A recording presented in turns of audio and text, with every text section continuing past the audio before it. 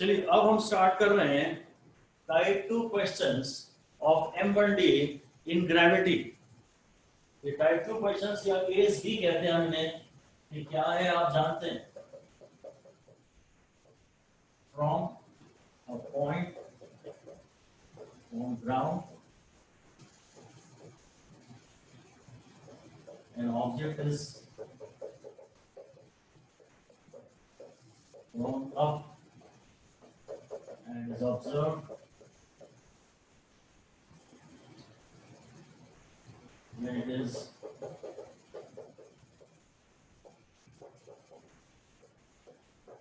vertically above the point of projection.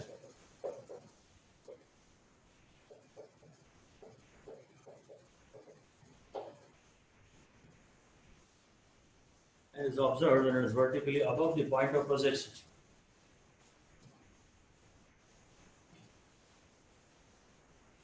जमीन पे खड़े होकर पत्थर को आप ऊपर फेंक रहे हैं और तब देख रहे हैं जब ये पॉइंट ऑफ प्रोजेक्शन के वर्टिकल के अभी ऊपर ही है, स्ट्रेट लाइन में पत्थर ऊपर जा रहा है और फिर वही नीचे आ रहा है। ठीक है, इसका मंत्र क्या था?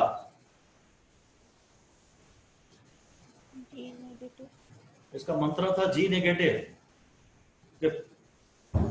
5 स्टार लगा के लिख दीजिए, 5 स्टार लगा के लिख दीजिए। The entire journey is continuously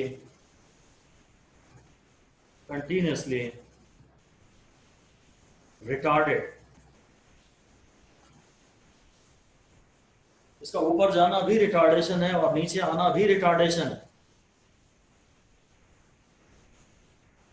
लिख दीजिए, both the upward and the downward journey are retarded। both the upward and the downward journey have a equal to minus g।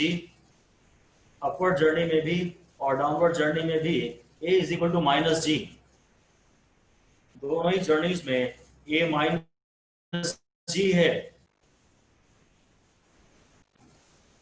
If time is counted, if t is equal to 0, if t is equal to 0 is the point, is t is equal to 0 is the time of point of projection, is time of point of projection of the object from the ground।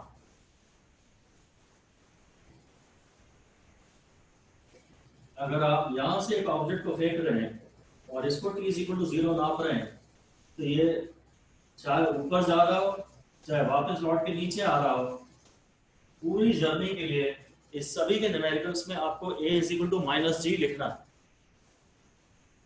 ठीक है, ये हम पूरा discuss कर चुके हैं कि इसमें यहाँ तो मोशन अगेंस्ट ग्रेविटी है, तो रिटार्डेड मोशन तो है ही। लिख दीजिए साफ साफ, air motion is against gravity.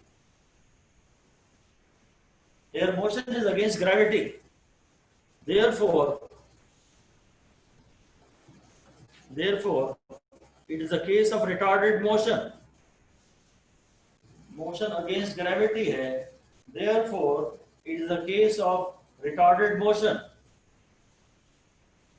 Main मंत्र यही है, अगर आप ग्राउंड से फेंक रहे हैं, ग्राउंड से पत्थर को ऊपर फेंक रहे हैं तो जी नेगेटिव, आप गलत काम कर रहे हैं। ग्राउंड से पत्थर ऊपर फेंक रहे हैं तो खुद की खोपड़ी पे गिरेगा, तो जी नेगेटिव है। ठीक है, इसमें पत्थर ऊपर जा रहा है, वी भी हमने ये माना था, जी ये है और डिस्प्लेसमेंट ये है, भले वो यहाँ के यहाँ आया हो तो भी डिस्प्लेसमेंट ये है, तो सिर्फ जी नेगेटिव है। फिर से डायग्राम बना दीजिए, लिख दीजिए u v and h are taken as positive. ये हमारा साइन कन्वेंशन है, दूसरी बुक्स में दूसरी तरह का साइन कन्वेंशन दिया रहता है।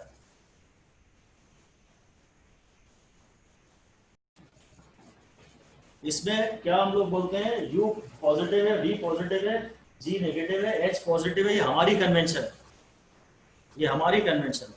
और इसीलिए न्यूमेरिकल्स में बाकी तो कोई प्रॉब्लम नहीं है। अगर v कैलकुलेशन से पॉजिटिव आता है मतलब ऑब्जेक्ट अभी ऊपर ही जा रहा है। लिख दीजिए, if v comes out to be positive after calculations, अगर v कैलकुलेशन के बाद पॉजिटिव आता है, it means that the object is still going up.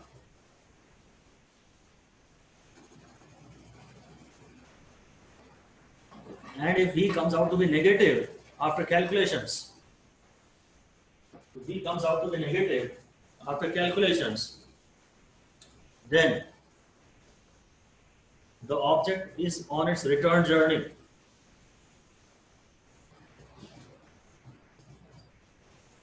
Object इसकी रिटर्न जर्नी में है।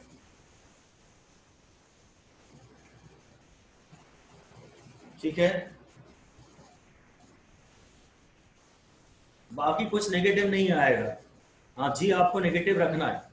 टाइप ए न्यूमेरिकल्स का मंत्रा था all positive, type B numericals का मंत्रा है जी नेगेटिव। तब इसकी इक्वेशंस लिख देते हैं, तो हमने पहले भी लिखी हैं, v is equal to u minus g t, g negative, y is equal to ut minus half g t square, और y के तो ये सवाल भी आएंगे, y ये तो अभी भी रहेगा।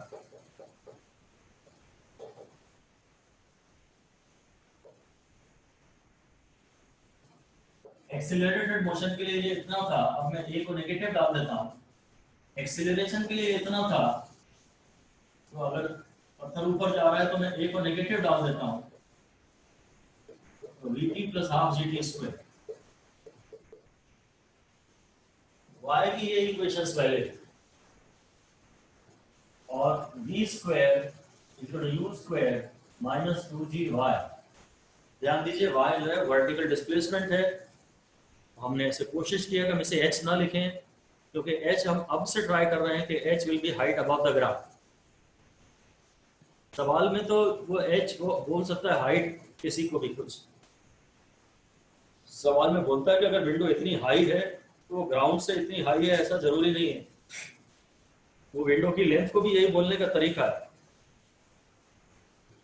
ये बेसिकली इक्वेशंस है, या चौथी इक्वेशन ये भी है, h nth y nth is equal to u minus g by 2 into 2n minus 1।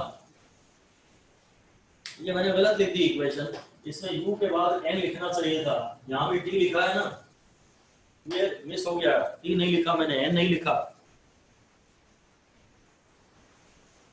लिख दीजिए वहां n, लिखेंगे नहीं लिखेंगे? तो बड़े बदतमीज हो यार, सुन नहीं रहे मैं कह रहा हूँ, लिखो, लिख नहीं रहे तुम लोग। शाम अभी तुम मुझसे जवाब भी दोगी, बोलो क्या जवाब देना है, बोल लो। अच्छा चलो, तुम लोग कॉर्ड हो भाई।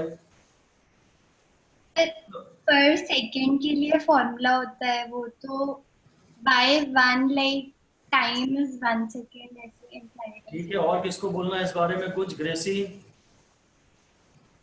आयरीन, स्तुति,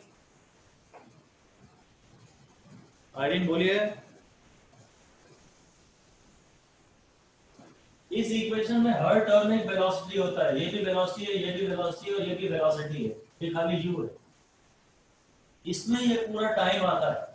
ये तो आप एक सेकंड में डिस्प्लेसमेंट की बात कर रहे हैं ना, किसी एक पर्टिकुलर सेकंड में, तो यहाँ पे t1 आता है, शायद ऐसा मान सकते हैं। यहाँ u अकेला आता है, यहाँ ut आता है, टोटल y में t आएगा, और एक सेकंड के डिस्प्लेसमेंट में ये 1 आएगा। तो एनीवे इन फॉर्मूलों पे न्यूमेरिकल मिलते हैं।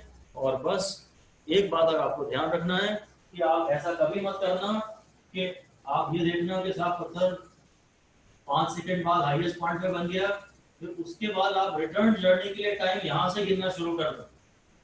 आप ये कभी मत करना। अगर पत्थर ग्राउंड से फेंका है और आपको लग रहा है कि वो नीचे आना शुरू हो गया है अब, तो आप ये मत करना कि अब आप टाइम यहाँ से गिनना शुरू कर दो। वो गलत नहीं है, पर फिर फायदा ही क्या हुआ ये समझाने का कि ये पूरी जर्नी कंटिन्यूअसली रिटार्डेड है। ऐसा भी लिख दीजिए, if we are sure that the object is in its return journey, object is in return journey,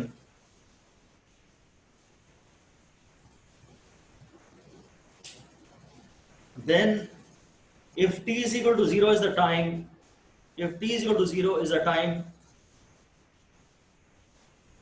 at which the object is at its highest point, at which the object is at its highest point, then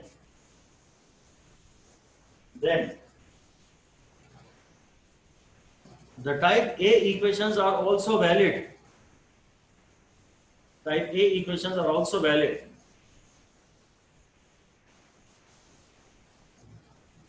But it should never be done. It should never be done. The journey should not be broken into two parts. ये भी पूरा लिखिए. The journey should not be broken into two parts.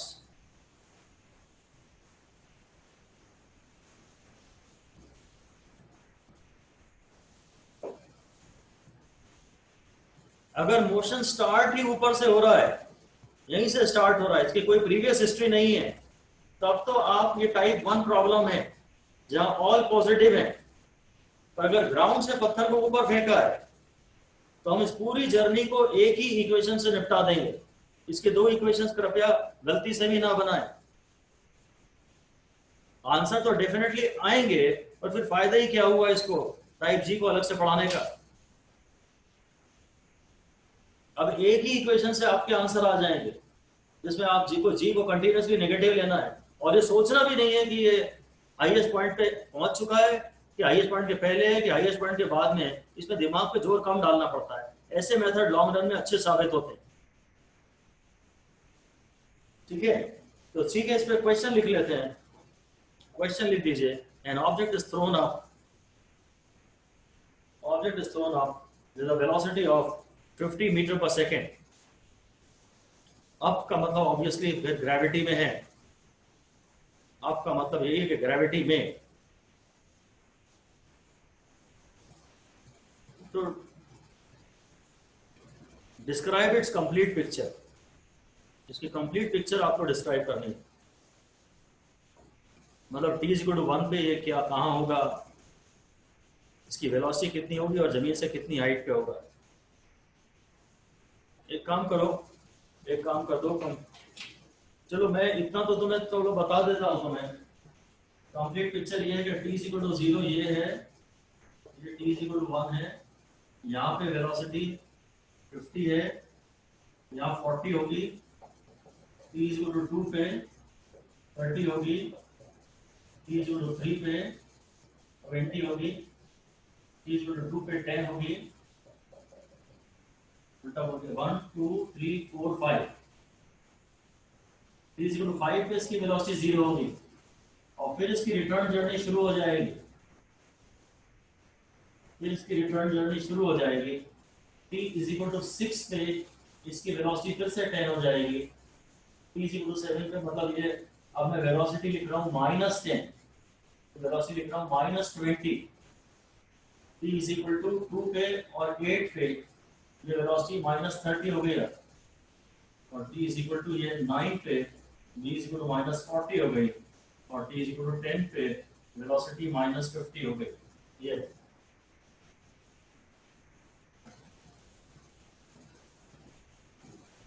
Velocity पहले 50 40 30 20 10 0 और फिर return journey में velocity 0, फिर -10 -20 -30 -40 -50.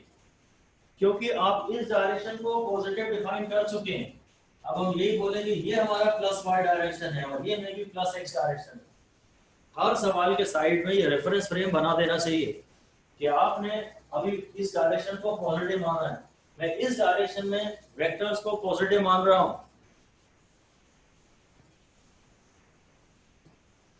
मैं तो यहां सारे के सारे डिस्प्लेसमेंट्स भी लिख सकता हूं. ये डिस्प्लेसमेंट इस रेशो में होगा, ये 1 3 5 7 9.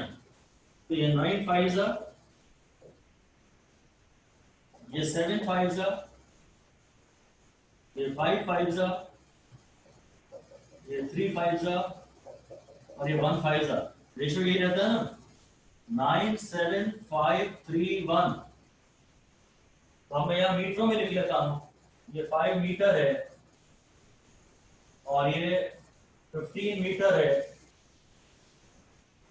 और ये 25 मीटर है और ये 35 मीटर है और ये 45 मीटर है। ये सारी वैल्यूज आपको याद रहनी चाहिए।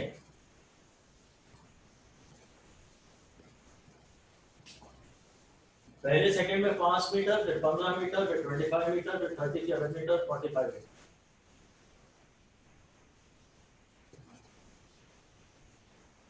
अपवर्ड जर्नी में शुरू में वेलोसिटी ज्यादा है, 50 है, तो यहाँ डिस्प्लेसमेंट ज्यादा होगा, 45 हो गया।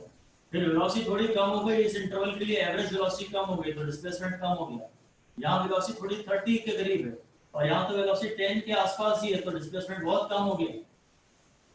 यहाँ भी स्पीड पिकअप कर रहा है, स्पीड पिकअप कर रहा है, तो इसके डिस्प्लेसमेंट पर बढ़ते चले जाएंगे। ये आपको पता है कि जब आपने नीचे से फेंका है तो इसमें वेलोसिटी ज्यादा है, तब डिस्प्लेसमेंट शुरू में ज्यादा होगा।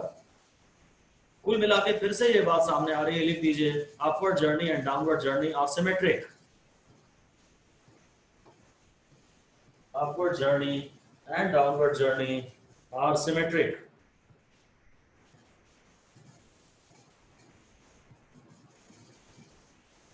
पूरी कहानी एकदम हमारी जानी पहचानी है और हमें याद भी होनी चाहिए।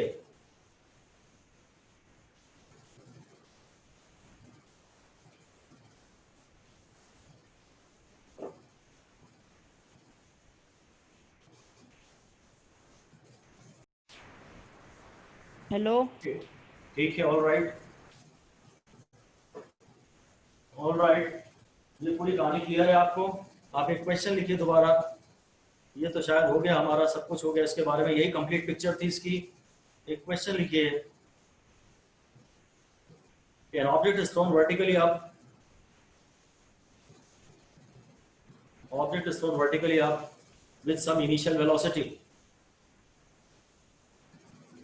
Object is thrown vertically up with some initial velocity.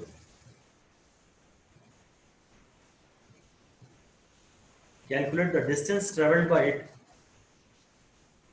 Calculate the distance traveled by it in last n seconds. Last n seconds of upward journey. Last n seconds of upward journey.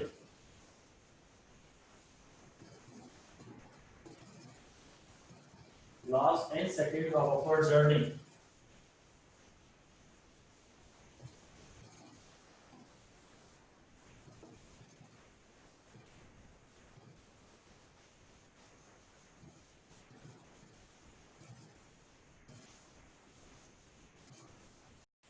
half gn square. हाँ, शाबाश, very good, alright. अब देखो, जब ये पत्थर ऊपर जा रहा है तो h की इक्वेशन है ut माइनस हाफ gt। तो जो ऊपर फेंका ये टाइप 2 सवाल, तो h, ये h की जगह y कहूंगा मैं, और फिर ग्राउंड से ही फेंका है तो h और y सेम है। और अगर रिटार्डेड मोशन हो, ये होता है एक्सीलरेशन के लिए, अगर रिटार्डेड मोशन है तो ऐसा हो जाएगा, सॉरी, हाँ ये ऐसा है, और ये vt plus half gt square, और अब g को नेगेटिव डाल दूंगा तो जाएगा vt minus half gt square. Acceleration के लिए ये आता है और रिटार्डेशन के लिए ये आता है। ये एक्सीलरेशन के लिए है और रिटार्डेशन के लिए है, और यहाँ v 0 है, तो v is equal to half g t square, y is equal to half g t square, बस। तो आंसर है half g n square, answer है हाफ जी एन स्क्वायर।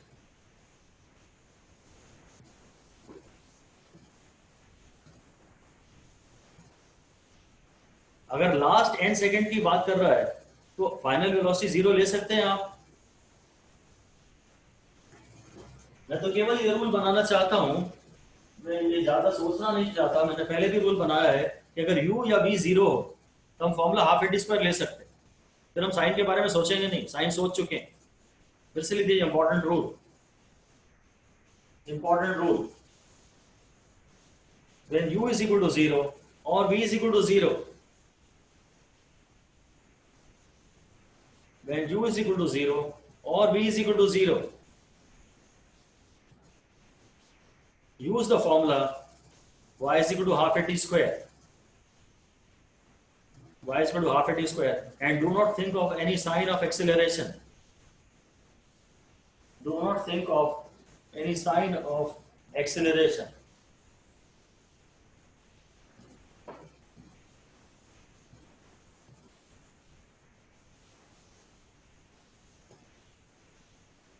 ठीक है,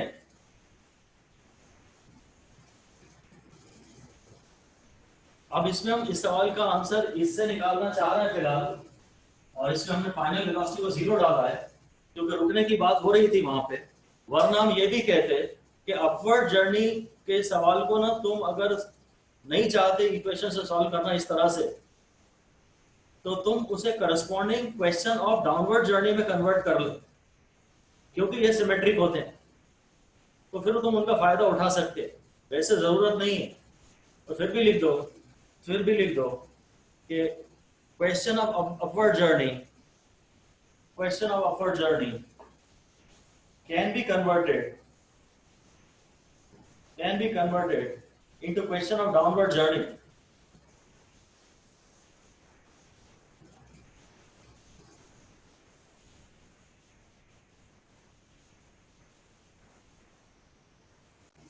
Now it is a type A problem.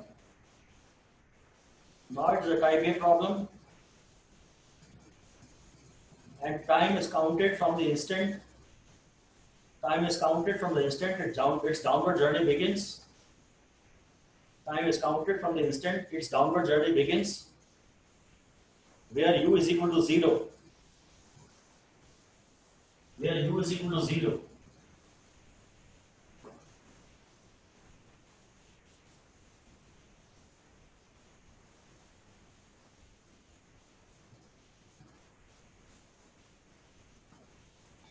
बहुत ज्यादा तो हम ये नहीं करेंगे, पर इस सवाल के लिए मैं ये कहना चाह रहा हूं कि भाई आखिरी n सेकेंड्स में, अपवर्ड जर्नी के आखिरी n सेकेंड्स में वही डिस्प्लेसमेंट तय होगा जो डाउनवर्ड जर्नी के पहले n सेकेंड्स में होगा, क्योंकि दोनों सिमेट्रिक है ना। लिख दीजिए एक लाइन को स्टार लगा के लिख दीजिए, displacement in last n seconds of upward journey is same as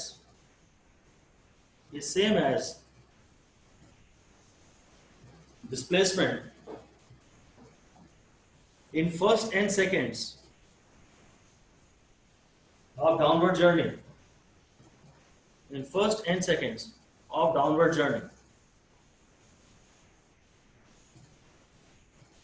sir एक बार रिपीट कर देंगे?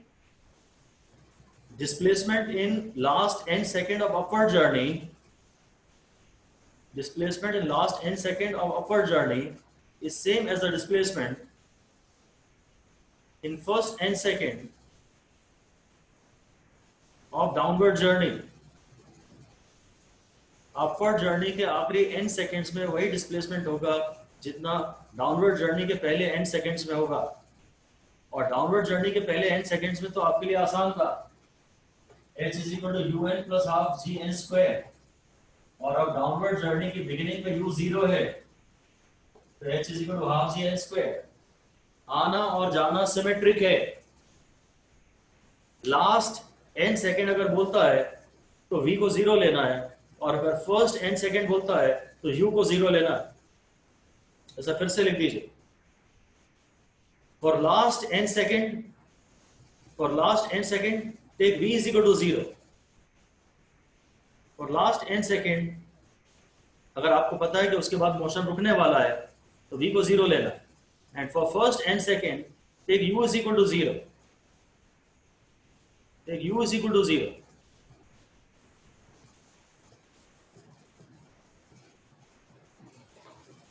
एक क्वेश्चन आखिरी लिख लेते हैं, एक क्वेश्चन लिख दीजिए, u is equal to 233.35 metre per second, ऐसा लिख दीजिए।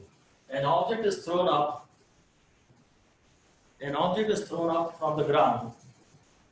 Of course, in gravity, An object is thrown up in the ground, thrown up from the ground with a speed of 233.35 meter per second. 233.35 meter per second. Take g is equal to 9.8 meter per second square. g को 9.8 meter per second square लीजिए. And calculate the displacement. Calculate the displacement of the object in last 1 second of upward journey. Last 1 second of upward journey.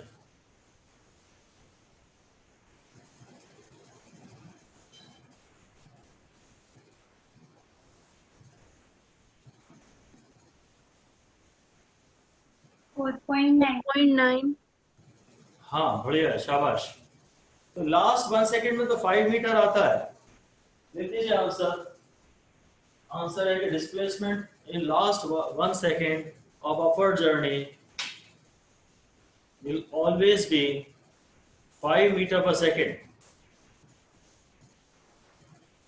irrespective of initial velocity. Irrespective of initial velocity. तो वो g को 5 लेने से आता था. अब g को 10 लेने से आता था. वो हाफ gt स्क्वायर में g को 10 लेने से आता था 5. तो हाफ जी एन स्क्वायर होता है ना answer. Half g n square. तो हाफ जी एन स्क्वायर में उसे आप हाफ इंटू 9.8 इंटू 1 स्क्वायर डाल दीजिए तो 4.9 मीटर आ जाएगा. हाँ, इसमें एक शर्त है कि वेलोसिटी इतनी ज्यादा ना हो कि वो एस्केप वेलोसिटी के आसपास हो. हम ये मान के चल रहे हैं कि वेलोसिटी बहुत ज्यादा नहीं है. अगर बहुत हाइट्स बहुत ज्यादा हो जाए, अर्थ की सरफेस से बहुत ज्यादा हाइट तक ऑब्जेक्ट जाए, तो g की वैल्यू कांस्टेंट नहीं रह जाती. तो अभी तो हमें अज्यूम करके बात कर रहे हैं कि g कांस्टेंट है ना. वो ब्रैकेट में लिख दीजिए कि provided u is not very high, provided u is not very high of the order of escape velocity. अगर u बहुत ज्यादा नहीं है तो आखिरी 1 सेकेंड में डिस्प्लेसमेंट हमेशा 4.9 मीटर होगा, चाहे तुम्हारी इनिशियल वेलोसिटी कुछ भी रही हो. ज्यादा वेलोसिटी से फेंकोगे तो थोड़ा ऊपर जाके आखिरी 1 सेकेंड आएगा. कम वेलोसिटी से फेंकोगे तो यहीं आखिरी 1 सेकेंड आ जाएगा. आखिरी 1 सेकेंड में डिस्प्लेसमेंट 4.9 मीटर होता है और वही पहले 1 सेकेंड में भी होता है वापसी यात्रा के. So okay, thank you. is Thank you, Thank you, sir. sir.